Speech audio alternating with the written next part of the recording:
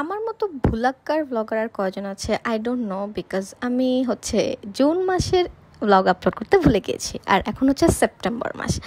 আর আমার এই voice over শুনে আমার ফ্রেন্ডরা আমাকে এত ভ্যাঙ্গায়, ওদেরকে একদিন একটা ঠ্যাঙ্গানি দিতে হবে, তাহলে ওরা ঠিক হবে আর আমাকে ভ্যাঙ্গাবে না। যাই হোক, জুন মাসটাকে আমি অনেক বেশি মিস করি, বিকজ ওই মাসের ক্লাসগুলোও সুন্দর ছিল, পড়াশোনার প্রেশারও কম ছিল, আর আমরা অনেক সুন্দর সুন্দর খাওয়া দাওয়া করতাম, বিকালে অনেক বেশি আড্ডা দিতাম, আর এই দিনটা অনেক সুন্দর ছিল আলহামদুলিল্লাহ।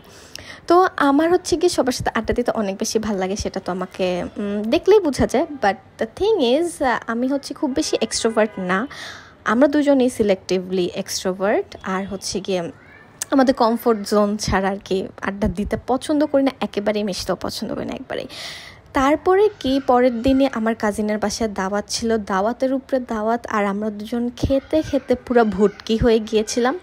এখন আমরা অনেককেই দেখি যে রচনা আপু মোটা হয়ে গিয়েছে, এই কমেন্টটা খুব কম করা হয়। আমার কিন্তু এখন একটু হ্যাপি লাগে, বিকজ তোমরা একটু অনেক বেশি চিল্লাফালা করেছিল যে মোটা হয়ে গিয়েছিলাম, বাট আমি কিন্তু একেবারেই ডায়েট করে শুকাই নাই, সেটা কিন্তু আমার এই ভ্লগটা দেখলে বোঝা যাবে। বিকজ আমি কয়েকদিন পরই আমার ফেভারেট খালি বার্গার খাই, বার্গার খেলে কেউ যে শুকনা থাকতে পারে সেটা কিন্তু তোমাদের আইডিয়ার বাইরে। তারপরে আমাদের মামা যেদিন এসেছিলো আমাদের জন্য সুন্দর মেকআপ আর চকলেটস এনেছিল, তার কতক্ষণ পরে দেখতে পেলাম যে একটা সুন্দর একটা কনসিলার, ওইটা অ্যাপ্লাই করার জন্য আই ওয়াজ সুপার এক্সাইটেড। আমার ইদানিং কিন্তু মেকআপ অনেক ভাল লাগে, যেটা কিনা আগে ভাল লাগতো না। সকালবেলা ব্রেকফাস্ট করে চলে গেলাম আবারও ক্লাস করতে। আমার এই ক্লাস একদমই ভালো লাগে না, বিকজ এটা অনেক কঠিন লাগে আমার। আর এই ল্যাবটা জাস্ট অসহ্যকর। আলহামদুলিল্লাহ এখন শেষ, আর এখন সেপ্টেম্বর মাসে এক্সামও শেষ, আমার 3 ঘন্টার ল্যাবও শেষ, আমি অনেক হ্যাপি আলহামদুলিল্লাহ। বাট আর রেজাল্টও এটা পাবলিশ করছে, অত ভালো করি নাই। এটাকে বলে ডেউয়া, আর হচ্ছে এটা ছিল আম ভর্তা। তো সূচু তখন বললো যে চলো নাগেটস খাই, সূচুর আবার নাগেটস অনেক পছন্দ, আমার আবার ভাল লাগে না।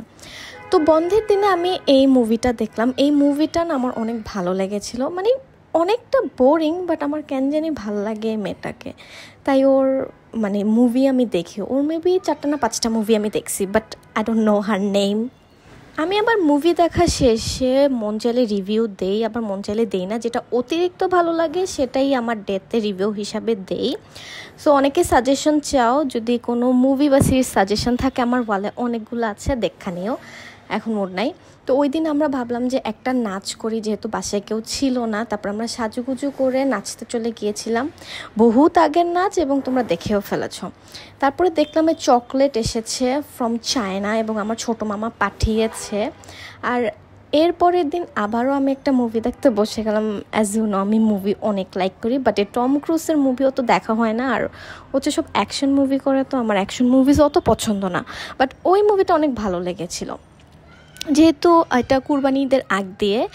আর ওই টাইমে কিন্তু রোজা রাখে আমার আম্মুও রেখেছিল, মামাও রেখেছিল, তারপরে তারা ইফতারি বানালো, সেটাও গম গম করে খাইলাম। মিনওয়েল একটা পার্সেল আসলো, খুলে দেখি চায়না থেকে আবারও মামা এত্যাদি চকলেট পাঠাইছে, আমাদের বাসা ভর্তি চকলেট। বাট গেস হোয়াট, এইখানের একটা চকলেটও ধরে দেখি নাই আমরা, মানে খাই না, আমরা দুজন চকলেট একেবারেই পছন্দ করি না।